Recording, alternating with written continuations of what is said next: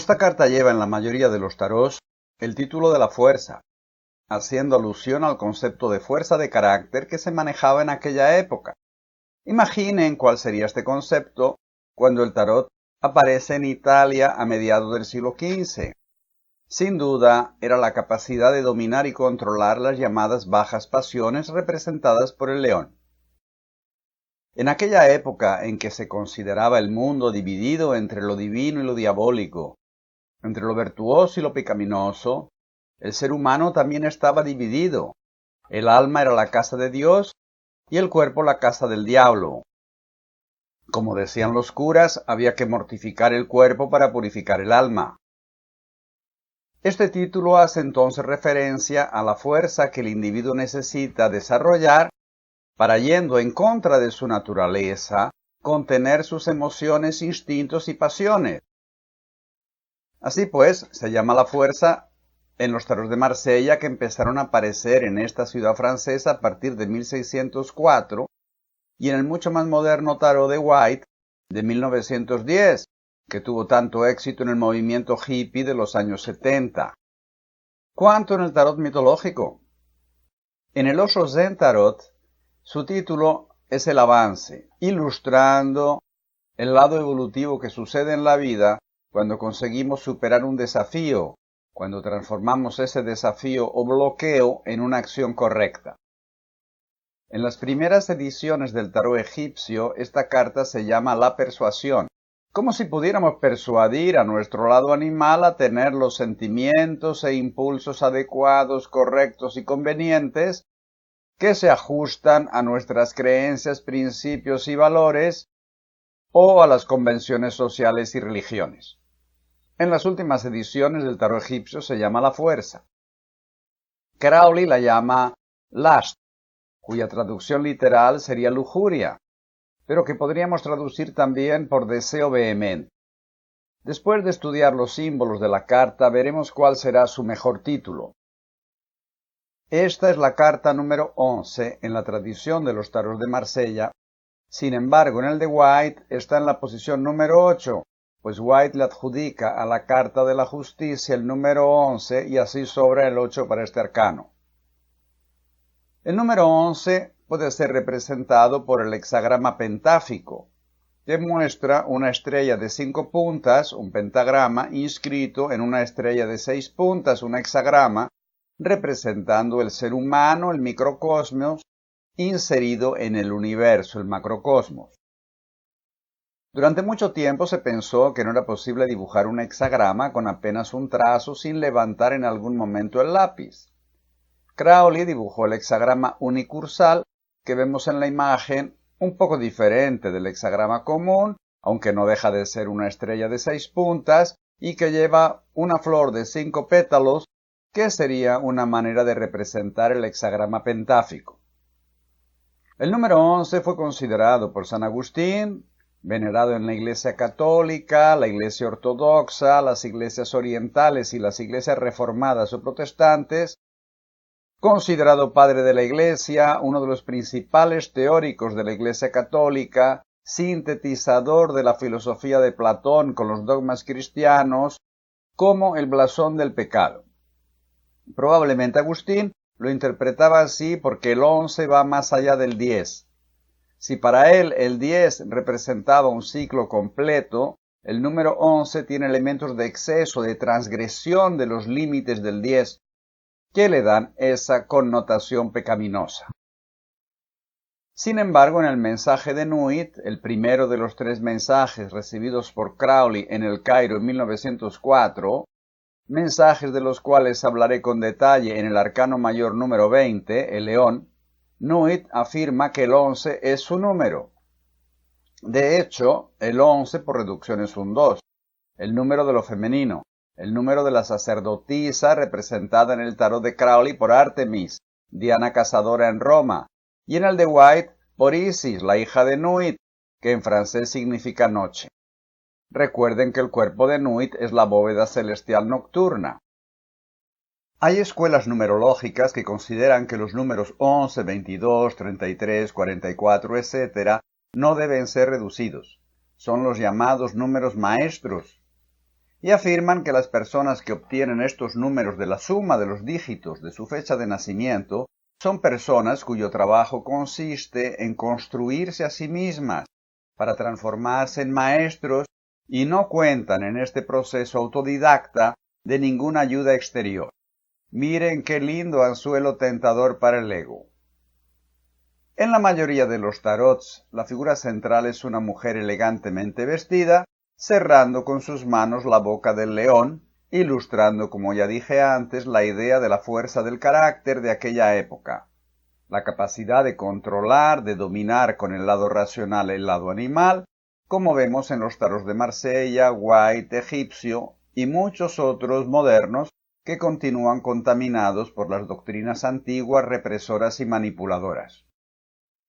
Después de que Freud, en el inicio del siglo XX, demostrara que la mayoría de las neurosis proceden de la represión de las pasiones, emociones e instintos, está claro que es anacrónico mantener esta idea. Por eso, intérpretes más modernitos vienen con el cuento de que la mujer no está cerrando la boca del león, se la está abriendo, como si fuera la dentista del león, de un león que en el tarot de White está además con el rabo entre las piernas denunciando miedo. En el tarot de Visconti Sforza, la actitud agresiva y brutal con el león se muestra más evidente. Hércules está acabando con el león, como veremos mejor en el tarot mitológico. En el tarot esotérico de 1976, esta carta lleva por título La fortaleza. La fortaleza, la justicia y la templanza son tres virtudes del catolicismo que se tornaron títulos de tres cartas del tarot que Crowley cambia.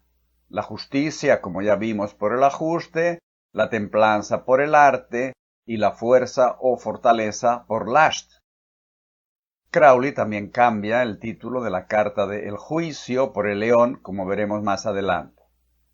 En el tarot mitológico vemos a Hércules en uno de sus 12 trabajos.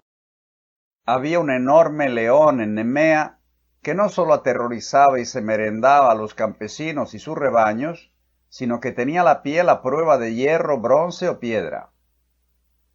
No la penetraban las espadas que se doblaban cuando eran usadas contra él. Uno de los trabajos de Hércules fue justamente matar al león, y como no conseguía hacerlo con las armas, abrazándolo lo estranguló y después usando las afiladísimas garras del animal, le cortó la piel y se vistió con ella, de manera que a partir de ese momento se tornó prácticamente invulnerable con aquella especie de armadura. En ese abrazo tenemos, a pesar de que expresada de una manera un tanto rara, la idea de la integración de lo racional con lo animal, del consciente con el inconsciente. Este abrazo, en la estampa del tarot mitológico, sucede dentro de la caverna que representa el inconsciente donde habitan nuestros instintos. El consciente tiene que atreverse a hacer el viaje hasta las sombras del inconsciente para iluminarlo e integrarlo. En el tarot de la Golden Dawn de 1977 y en el cósmico de 1988 tenemos imágenes en una línea diferente. La mujer ya no está dominando y controlando al león. El lado racional ya no reprime al lado animal. En el de la Golden Dawn, la mujer y el león están uno al lado del otro. Inclusive hay una cierta semejanza entre el rabo de caballo del cabello de la mujer y el rabo de león. Mr. White se quedó para atrás en esta nueva idea de integración. Finalmente, en 1910, Freud no había publicado sus conclusiones y continúa con la misma idea de la fuerza como la capacidad de controlar el lado animal.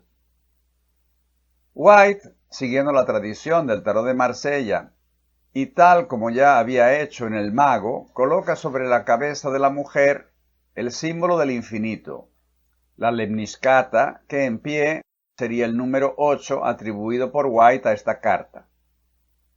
La lemniscata representa el equilibrio dinámico, perfecto y rítmico entre los llamados polos opuestos del ser humano, el polo metabólico, el abdomen, el inconsciente, y el polo neurosensorial, la cabeza, el consciente.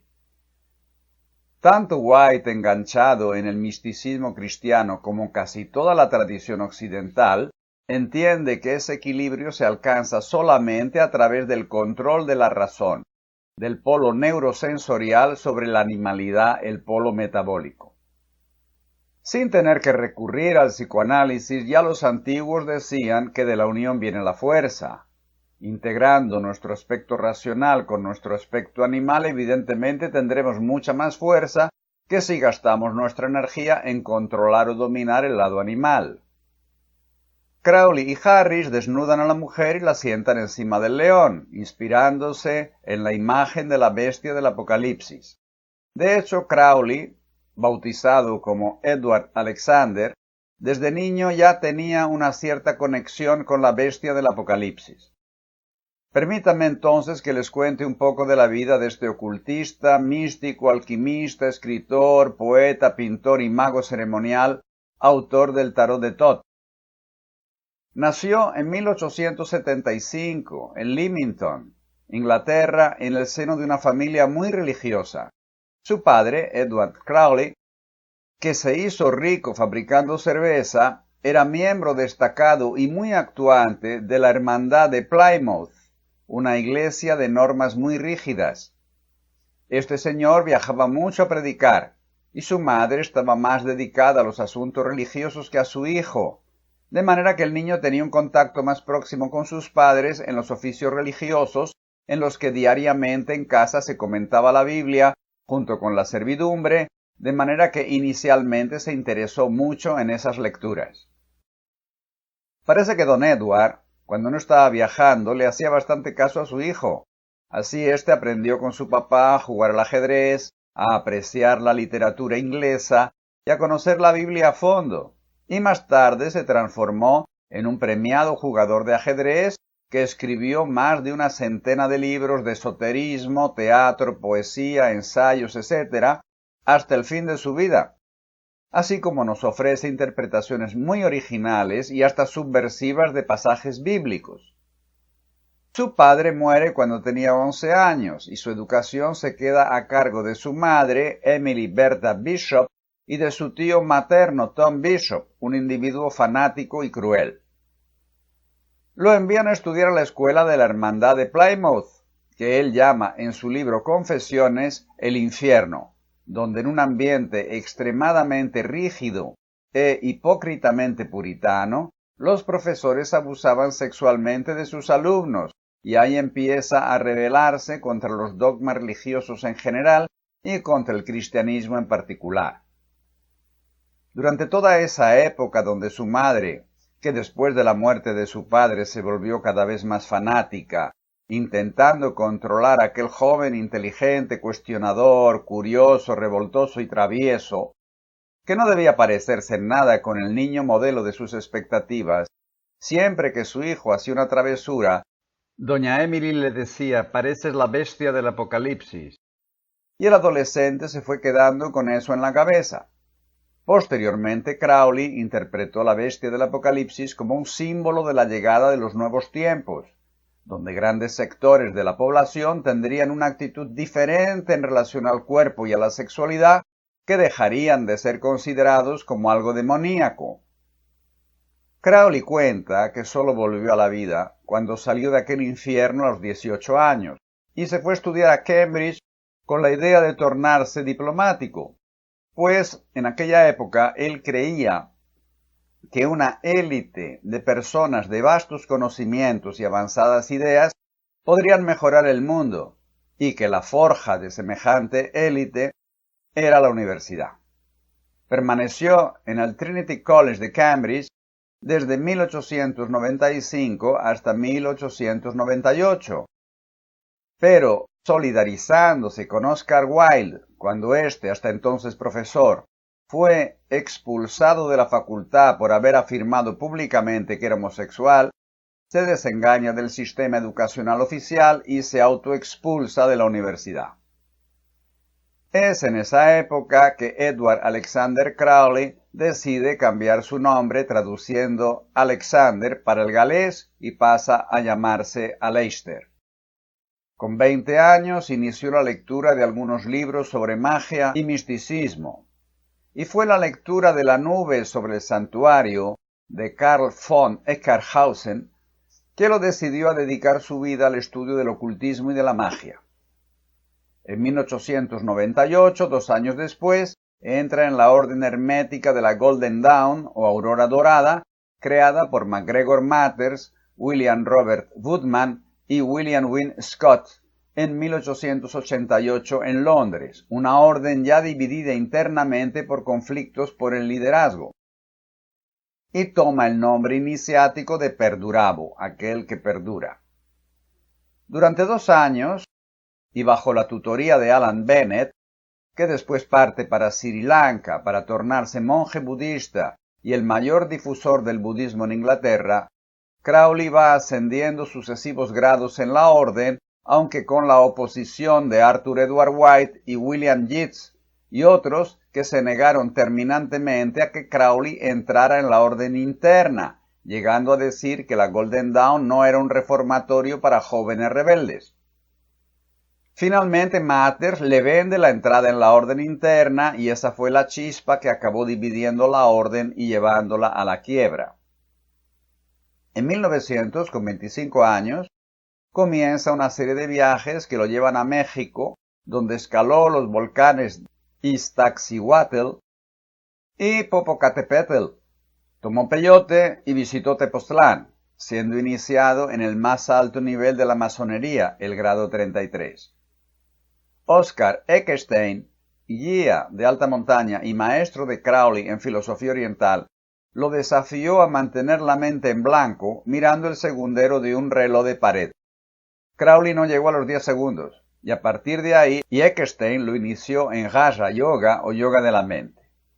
De México fue a San Francisco, Hawái, Japón, Hong Kong y Sri Lanka, reencontrándose con Alan Bennett, que lo inicia en el Hatha Yoga, budismo y meditación, alcanzando el estado de dhyana, donde el meditador se une a la meditación y la mente desaparece, preludio del samadhi o iluminación. Bennett quiere que Crowley se quede con él más tiempo para profundizar en sus experiencias meditativas, pero los Himalayas están demasiado cerca. Su afición por el alpinismo es más fuerte y con Oscar Eckerstein y otros montañeros intentan escalar sin éxito y además agarra la malaria el K2, el segundo pico más alto después del Everest, que solo fue conquistado en 1954 por una expedición italiana. De vuelta a Europa, compra una mansión en las márgenes del famoso lago Ness, donde se establece para practicar los rituales del libro de Abramelin, el mago, escrito alrededor de 1600 con el propósito de unirse con su santo ángel guardián, en otras palabras, con su esencia divina, al parecer con éxito. En ese año se casa con Rosie Kelly y en 1904 se van a Egipto de luna de miel con la intención de invocar a las entidades egipcias. Allá Crowley recibe de dichas entidades 3 mensajes compilados bajo el título de El Libro de la Ley, donde es nombrado el profeta de la nueva era. En la Carta de León veremos esto con más detalle. Vuelve a los Himalayas para escalar el Kanchenjunga en 1905, la tercera cumbre más alta, y fracasa, siendo que 4 alpinistas mueren. Vuelve a encontrarse con MacGregor Mathers en París, que no acepta introducir en la Golden Dawn los rituales y principios revelados a Crowley en el Cairo, de manera que éste se desliga definitivamente de los restos de la Golden Dawn ya fraccionados y funda la Astrum Argentum en 1907 y la revista Equinox, una publicación semestral que mantuvo activa hasta su muerte. En 1912 entra en contacto con la Otto, orden fundada por Karl Kellner y Theodor Reuss, que reivindica la detención del conocimiento que perteneció a los legendarios templarios. Pertenecieron a la Otto Rudolf Steiner, fundador de la antroposofía, Gerald Gardner, el padre de la Wicca, Karl Germer, sucesor de Crowley como líder de la Otto, y Spencer Lewis, fundador de la Orden Amorc. Crowley se torna la cabeza de la orden para los países de lengua inglesa, y con el nombre iniciático de Baphomet, fue reescribiendo los rituales de la Oto según los principios del libro de la ley hasta que en 1925 asume el liderazgo internacional. En su 40º aniversario, Aleister Crowley toma el nombre de To Megatherion, la gran bestia, haciendo referencia a la bestia del Apocalipsis, lo que aumenta todavía más su fama de mago negro. Crowley en realidad fue una persona que estaba adelantada a su tiempo. En pleno puritanismo victoriano, donde una mujer que mostrara el tobillo era considerada una prostituta, el nada recatado y bisexual Crowley viene con la idea de la divinidad interna, sacraliza el sexo según la tradición tántrica organizando rituales sexuales grupales, dice que la única obligación que tiene la persona es hacer lo que le da la real gana y no lo que la familia, la sociedad y la religión manda. Lo extraño es que así como sucedió con Wilhelm Reich o con Osho, algunas décadas después no haya sido encarcelado o asesinado. En 1920 funda la abadía de Telema en Cefalús, Sicilia, donde continúa con los rituales tántricos y tiene que salir por piernas de la policía de Mussolini 3 años después. Parece que el servicio secreto italiano pensaba que él era agente comunista, probablemente porque solía jugar al ajedrez con el cónsul soviético en Palermo. En 1929, con 54 años, junto con su segunda esposa, María Teresa Ferrari, y su secretario y alumno Israel Regardie, fue expulsado de Francia acusado de ser agente alemán. Finalmente la Oto era originaria de dicho país. En realidad Crowley trabajó para la inteligencia de la Marina Británica como agente en el contraespionaje alemán. Parece que el dibujo de la pirámide con el ojo del billete de $1 fue cosa de Crowley a pedido del presidente americano Roosevelt en 1933, y que el gesto de Victoria Vini Vidi Vinci de Julio César, como gesto mágico para fortalecer la confianza del pueblo inglés, bombardeado por la Luftwaffe nazista una noche sí otra también, gesto que popularizó Winston Churchill, el primer ministro británico, también fue sugerido por Crowley. ¿Ahora entienden por qué no lo eliminaron? En verdad, a Crowley le gustaba que hablaran de él aunque fuese mal. Periódicamente le daba material a la prensa sensacionalista, la llamada prensa amarilla. Así, en 1930, ya con 55 años, Crowley llegó a Lisboa acompañado de su amante y artista alemana de 19, señorita Jagger, para encontrarse con el poeta y astrólogo Fernando Pessoa. Este hizo una corrección de hora en la carta astral de Crowley que encontró en una de sus publicaciones y la envió a los editores. Estos reenviaron la carta a Crowley, que decidió visitar a Pessoa. Estando allá, después de una crisis histérica, la joven desapareció y Crowley fingió suicidio en el despeñadero marino de la Boca del Infierno en Cascais, a 35 kilómetros al norte de Lisboa, donde todavía hoy hay una lápida que recuerda el incidente con las últimas palabras de Crowley escritas en una hoja de papel dejado en el Hotel Europa donde se hospedaba con su amante. Con la complicidad de Fernando Pessoa y el esotérico y periodista del Diario de Noticias de Lisboa, Augusto Ferreira Gómez, la noticia del suicidio se expandió por toda Europa. Unas semanas después, Crowley reaparece en Londres con la señorita Jagger del brazo y vuelve a hacer noticia en la prensa. Sin embargo, Crowley quiso deslindarse claramente de las acusaciones de mago negro y escribió en la revista Sunday Dispatch en 1933 lo siguiente: para practicar la magia negra tienes que violar todo principio de la ciencia, de la decencia y de la inteligencia. Debes estar obcecado con una idea demente de la importancia del mezquino objeto de tus detestables y egoístas deseos. Me acusaron de ser mago negro. Nunca se hizo una afirmación más tonta sobre mí.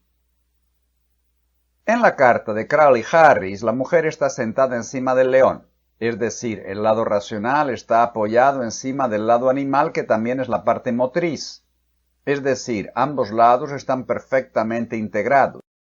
La mujer sostiene con su mano izquierda, la mano del inconsciente, unas riendas que como pueden ver no están forzando al león a dirigirse a ninguna parte o a refrenar su movimiento.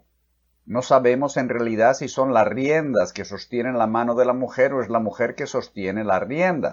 Tanta es la languidez del gesto. Además, las riendas son rojas, color de la pasión que une la mujer, que Crowley llama Babilón o mujer escarlata, con el león.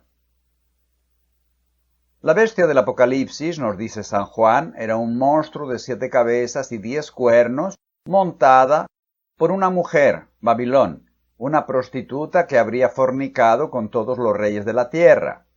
Entre las patas del león vemos a estos reyes que después de esa tal fornicación con Babilón entraron en éxtasis, disolviéndose en la totalidad del universo. Sujeta con la mano derecha una matriz o cáliz, de donde surgen 10 cuernos serpientes con forma de espiral, mostrando la energía creativa en sus aspectos más elevados y dirigidos en todas las direcciones para destruir y recrear el mundo. Las 7 cabezas del león, dice Crowley, son las 7 formas de la pasión representadas por un ángel, un santo, un poeta, una mujer adúltera, un hombre valiente, un sátiro y un león, que aparece también con una rueda de fuego alrededor de su cabeza y con cuerpo de serpiente en el rabo, sugiriendo la Kundalini de la cual ya hablamos en el arcano del loco. Como paño de fondo de la mujer y del león vemos 10 círculos rayados y sombríos, representando el viejo orden y sus arcaicos sistemas de clasificación que están desestructurándose. Encima y energizados por los rayos que salen de la matriz hay 10 círculos relucientes. Son las 10 sefirots, latentes y todavía no ordenadas de la nueva era que se avecina y que exigen un nuevo sistema de clasificación del universo, dice Crowley. La mujer de luengos cabellos dorados está en éxtasis, irradiando sensualidad y placer al integrar su lado animal. Es la viva representación de la mujer de la nueva era que se liberó del papel degradado que las sociedades patriarcales y sus religiones le confirieron. La esposa sumisa, la madre sacrificada, la caricatura de lo femenino que nos fue vendida por la Iglesia Católica, personificada por la mamá de Jesús, aquella mujer sufridora que no tuvo placer ni tan siquiera cuando fue fecundada, imaginen, por un palomo, y que le torturan y matan a su hijo. Ese modelo se transforma en la mujer llena de placer que vemos en la carta, dueña de su cuerpo, de su sexualidad, de su vida y de su tiempo, autónoma e independiente. Esta carta, 12ª de la secuencia de los arcanos mayores, se corresponde con la letra Tet, 9ª letra del alfabeto hebraico. Tet, que significa serpiente, en este caso la Kundalini que aparece en la cola del león, se corresponde, y por lo tanto, la carta también con el 19º camino, uno de los 3 caminos horizontales. Este une Gesed con Gevurah. Con el sonido de Tet, nuestra T, el principio creador habría hecho la constelación de León, cuyo signo vemos aquí en la imagen de Jofra. Recuerden que la 9ª carta, el ajuste, se correspondía con la 12ª letra, la Med, y con el signo de Libra. Esta, la 12ª carta, se corresponde con la 9ª letra y el signo de Leo. Es decir, que siguiendo la secuencia de los números de las cartas encontramos intercambiados los signos de Libra y Leo alrededor de Virgo. White cambia los números de manera que mantiene la secuencia original de las letras y de los signos.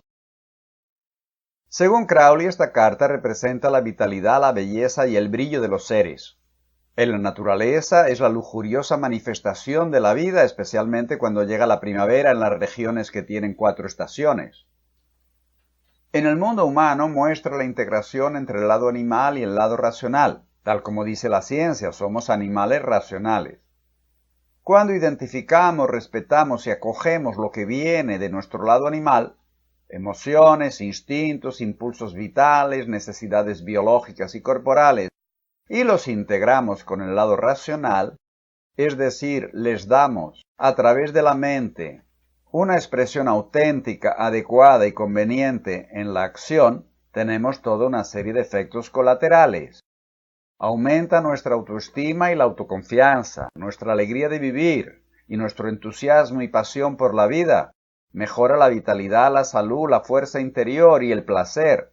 Nos sentimos más sensuales y más sexys. La creatividad instintiva y biológica que en principio estaba dirigida a dar continuidad a la especie, llenando de churumbeles el planeta, es integrada por el lado racional y se manifiesta como una creatividad elaborada que puede ser expresada en un amplio abanico de posibilidades artísticas, intelectuales, etc., como muestran los cuernos serpientes espiralados surgiendo en la parte superior de la carta de la matriz roja que la mujer mantiene en alto con su mano derecha.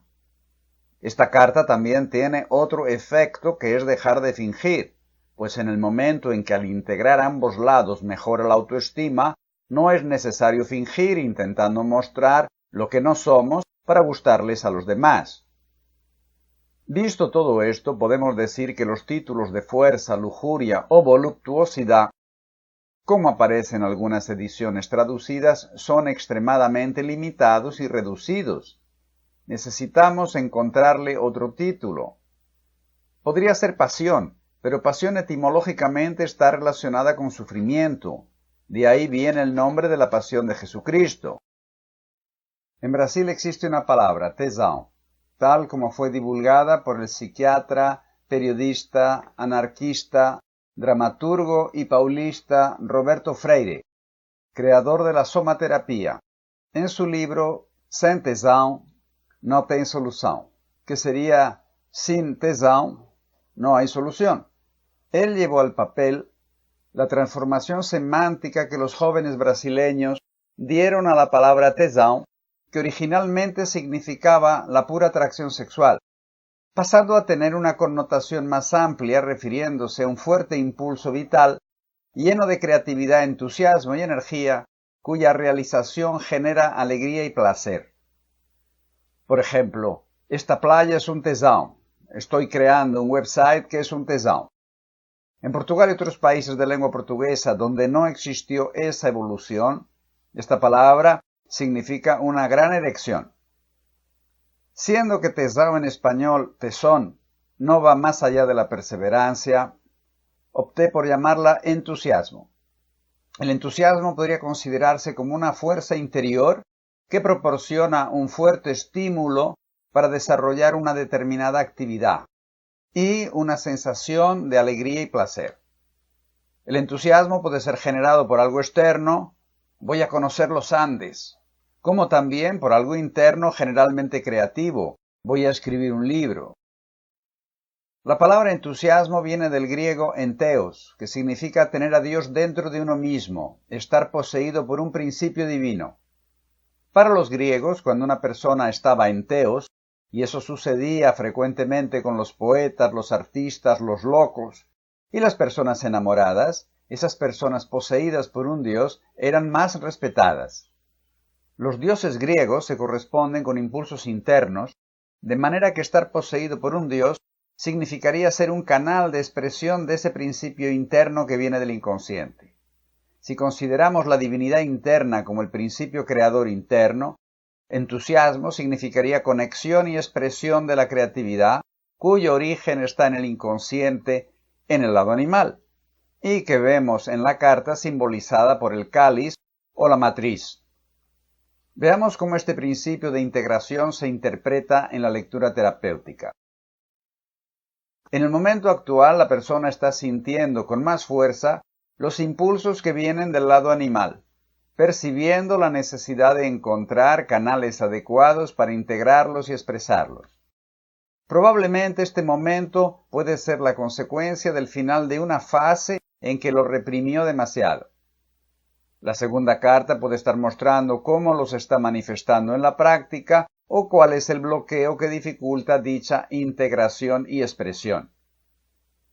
En el ancla por falta, indica una consistente y crónica represión de todo lo que viene del lado animal, que como ya dije son emociones, instintos, impulsos vitales y necesidades biológicas y corporales. Como consecuencia de la negación del lado animal, la persona acaba identificándose con el lado racional, tornándose un cráneo desconectado de la animalidad y desconectado de cualquier otra cosa, porque lo más próximo que tenemos es el cuerpo. Si no nos conectamos con el cuerpo, ¿cómo nos vamos a conectar con algo que está todavía mucho más dentro? Esa tiranía mental puede generar una desvitalización general, acompañada de tristeza, irritabilidad, ansiedad y una sensación de falta de sentido de la vida. Por exceso sería el caso de una persona con un lado instintivo y emocional fuertes y unas creencias, principios y valores castradores que le impiden expresar ese lado animal de manera directa, concomitantemente con una baja autoestima y falta de autoconfianza, de manera que sintiéndose incapaz de ser valorada y de conseguir sus objetivos solita a través de la expresión de sus propios talentos, seduce para encontrar ayuda. Eso no quiere decir que se acuesta con cualquiera para conseguir algo, pero crea un ambiente de seducción, un clima erótico, con la manera de moverse, de gesticular, de hablar, con el tipo de ropa que usa, etc. Seduce, aunque no necesariamente introduce. El jefe le dice a la secretaria: mañana vamos a definir tus vacaciones. Pues justamente ese día ella se coloca la minifalda más pequeña y el escote más amplio. No va a horizontalearse con el jefe, pero sí va a crear en él una especie de simpatía que puede favorecer para conseguir las mejores vacaciones posibles. En la infancia podríamos ver diferentes casos. El primero sería la represión de las expresiones corporales y emocionales del niño o la niña, a la que obligaron a mantener una actitud corporal del tipo palo de escoba. El segundo caso indicaría que el infante pasó por toda una serie de seducciones y rechazos alternados por parte de sus genitores. Primero le decían que era muy lindo y maravilloso, lo sofocaban con abrazos exagerados, lo cubrían de regalos, le hacían promesas deslumbrantes, y cuando éste se sentía estimulado a abrir su corazón y expresar sus emociones, entonces llegaba un rechazo. Así se creó una especie de identificación entre entregarse y sufrir, con lo cual se va quedando dividido entre la parte emocional, el corazón, y la parte instintiva, la sexualidad y la creatividad, desarrollando una estructura de defensa de carácter rígido que funciona así. Si la persona abre su corazón, cierra su sexualidad, y si abre su sexualidad, vive la sexualidad con el corazón congelado. Es el caso de muchas mujeres, pueden vivir su sexualidad desde que traben sus emociones, su corazón. Pero cuando abren su corazón aparecen toda una serie de problemas, cándida, herpes vaginal, cistitis, etc., que dificultan vivir su sexualidad. En el caso de un hombre, o vive el sexo sin amor, o cuando se enamora deja de tener erecciones. A veces llega a aparecer una especie de surco transversal, un poquito encima del ombligo, que indica separación energética entre los dos centros, el emocional y el sexual. Si esos rechazos suceden cuando el niño o la niña tiene entre 3 y 6 años, es decir, cuando vive el complejo de Edipo o de Electra, sintiéndose atraído o atraída por el genitor del sexo opuesto, vamos a tener problemas. Puede ser que el genitor del mismo sexo se ponga muy celoso, rechace al niño y prohíba cualquier tipo de contacto de éste con su pareja. Puede haber abusos sexuales generadores de traumas, puesto que aunque el niño o la niña buscan contacto erótico y sexual con el genitor del sexo opuesto, no cabe en su deseo un contacto genital. El niño con esta edad vive la sexualidad con todo su cuerpo y no específicamente en los genitales, y mucho menos busca una penetración. Puede ser también que el genitor se asuste con esta actitud infantil o con sus propias reacciones corporales y rechace ese contacto, dejando al niño sintiéndose rechazado. En las relaciones amorosas también hay varias posibilidades. La primera indicaría que la persona, producto de sus experiencias en su relación actual o relaciones anteriores, está mejorando su capacidad de integrar en su vida en general y en sus relaciones amorosas en particular su lado animal con el racional. La relación, de diferentes maneras más o menos agradables, le ayuda a identificar, respetar, acoger y expresar emociones e instintos, así como sus necesidades corporales, saliendo de una actitud de qué es lo que tengo que hacer para que me ames, para, mejorando su autoestima, autoconfianza y alegría de vivir, tornarse más dueña de su cuerpo, de su sexualidad y de su vida. También podríamos ver aquí una persona que vende en el mercado de las relaciones la imagen seductora que vimos en el ancla por exceso. Eso puede darse de varias maneras. Una compulsión seductora, la persona necesita seducir a todo el mundo. En el fondo está buscando a su mamá o su papá, y a través de la seducción consigue personas, pero en el momento en que descubre que esa persona no es su papá o su mamá, y no le va a dar aquel amor incondicional que ella quiere recibir, sale de esa relación para buscar otra persona.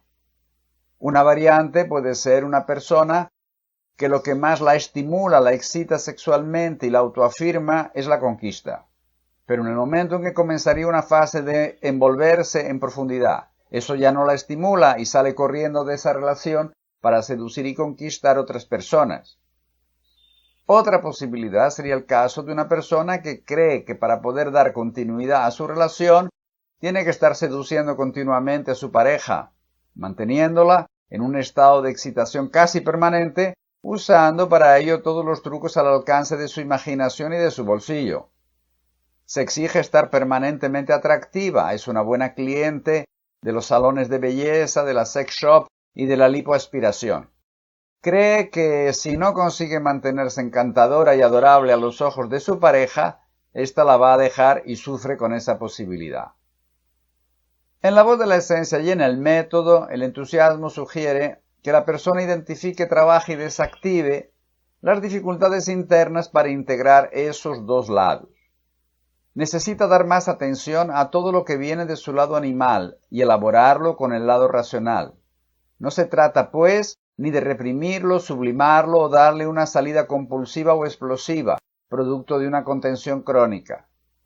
Se trata de encontrar con la razón la manera más adecuada y auténtica para expresar lo que viene del lado animal. Sugeriremos también que la persona haga opciones profesionales, aunque también pueden ser en otros aspectos de la vida, donde pueda expresar mejor su creatividad y generar más entusiasmo. En el caso de una mujer, esta carta pide un cambio en el sentido de atreverse a jubilar el viejo modelo patriarcal de la mujer degradada y desarrollar su independencia y autonomía, autoproclamándose dueña de su cuerpo y de su sexualidad. En el camino de crecimiento diremos que usando las llaves que aparecieron en las cartas de las posiciones anteriores, esta persona empieza a integrar su lado animal y su lado racional, mejorando así su autoestima, su vitalidad, su capacidad de sentir placer sensorial y sexual. Está aprendiendo a expresar mejor su sensualidad y a encarar la vida con más entusiasmo, alegría y creatividad. Si es una mujer, estará comenzando a romper con los viejos patrones de sumisión y dependencia. En el resultado interno diremos que como resultado del proceso anterior, la persona identificó, entendió, trabajó y desactivó las dificultades internas que tenía para respetar y acoger sus emociones, instintos, necesidades corporales y biológicas e impulsos vitales, dándoles una expresión auténtica y adecuada con la mente. Desarrolló así su autoconfianza e independencia y hoy es capaz de expresar su creatividad y de ser dueña de su sexualidad y su vida. Y en el resultado externo es con esta actitud que acabamos de ver en el resultado interno con la que la persona está lanzándose al mundo, probablemente haciendo opciones de alto nivel de creatividad.